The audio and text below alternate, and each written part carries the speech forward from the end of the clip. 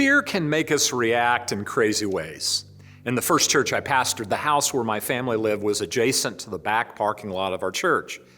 So I got the privilege to walk to work every day. Well, one morning I remember walking into the house and no one being there. I looked into the garage and the car was there, but no sign of my wife or our infant son. I looked through the house, both upstairs and downstairs, becoming more frantic by the moment. I became fearful something happened to them. But rather than taking a step back, slowing down the rhythms of my heart and saying a prayer, I just let my mind overreact to every possible bad scenario that could take place. About that time, my wife walked in with our son and my world became right again.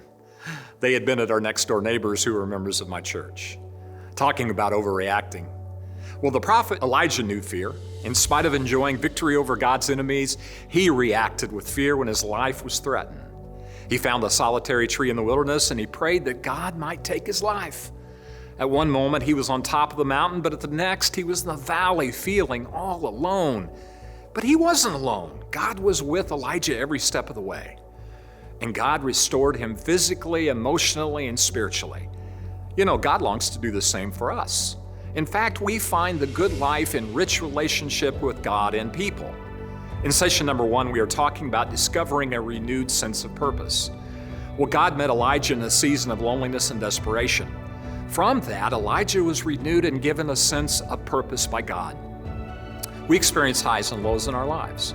How can the story of Elijah serve to remind us that we are not alone and that God has a purpose for our lives?